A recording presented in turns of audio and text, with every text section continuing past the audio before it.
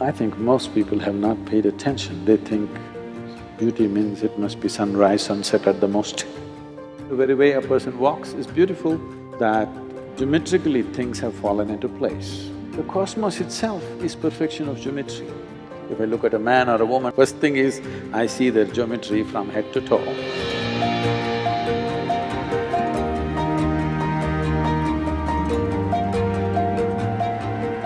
I thought I'd just start with a very basic question, a simple question.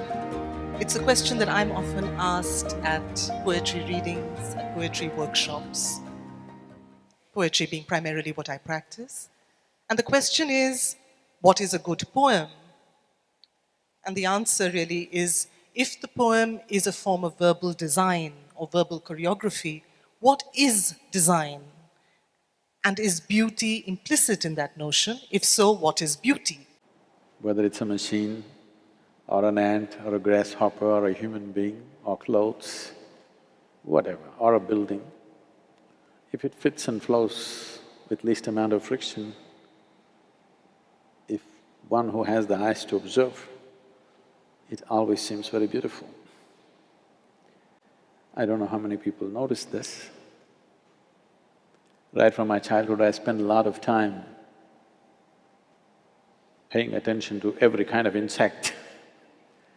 And I found insects are the most fabulously designed creatures on the planet. And every kind, if you look at them, in terms of color, in terms of geometry, in terms of variety of activity that they can do, they're so fabulously designed. So, when I say you're beautiful, don't think I'm saying you're an insect. That's not what I meant.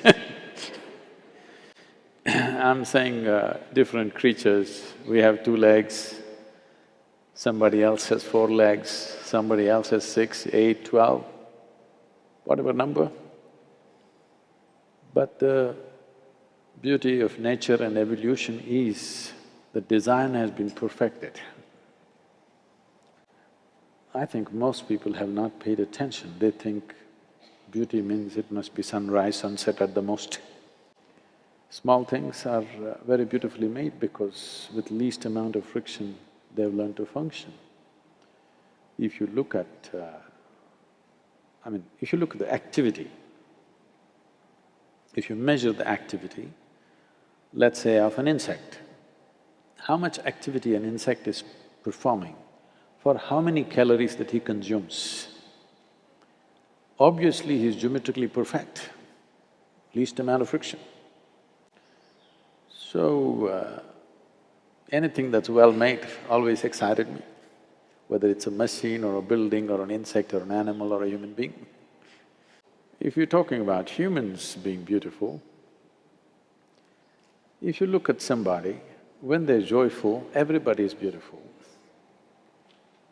Whatever the shape of the nose or the chin, when you see them in a joyful condition, they're always beautiful. With the best, whatever is considered the best shape of the nose or the chin, when they're in bad states, they don't look beautiful anymore. So, if you are in an exuberant state of life, you will look beautiful, in the face, I mean. To keep the body beautiful takes little work. A lot of people are trying to take the shape of the planet.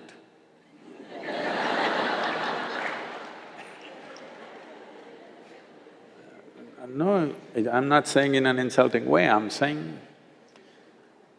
when you look at the world, particularly when I travel outside the country, India, also in India, not so in rural India, if you go to urban India, when I was growing up in school, there were only 2 fat kids, only 2. And we always thought, they were like stood out because all of us were scrawny, because there was so much activity and so many things to do. But today you see children getting off a school bus, almost 40–50% are like this. Maybe it's part of the evolution that they're trying to become like the planet. So, isn't a round person beautiful? See, that way if you look at it, it's the way you look at it. You can look at anything as beautiful. If you are in a certain state, everything looks beautiful, that's different. But I think we're talking about physical, mechanical beauty. That mainly means geometrically there is some perfection where things operate with least amount of friction. Suddenly, the very way a person walks is beautiful because there is not lumbering around. That goes for a human being or an animal or a machine or everything. That geometrically things have fallen into place. In fact, the entire universe is just happening because of geometric perfection. Well, the dome is standing because of geometric perfection, not because of the strength of the material. All the buildings we designed here, we always saw how it can be geometrically perfect so that the material that we use is very little because our problem is always budget. People say such a large building with these kind of beams, it'll collapse. It will not, because geometrically it's been thought through. So, evolutionary process has always looked at geometry. The cosmos itself is perfection of geometry. Why is the planet sticking to its pathway? Is because it's achieved some kind of geometric perfection. If it goes slightly off, it cannot come back again. This is not just true with this planet, it's true with the entire universe. So, in my mind, it's always been like this. If I look at a tree, if I look at a cloud, if I look at a man or a woman or anything, for me, it's always the geometry of things. First thing is, I see their geometry from head to toe. Afterwards, all the other things. Because geometrically, it should be right. Only then it will stay. Otherwise, its very life is reduced.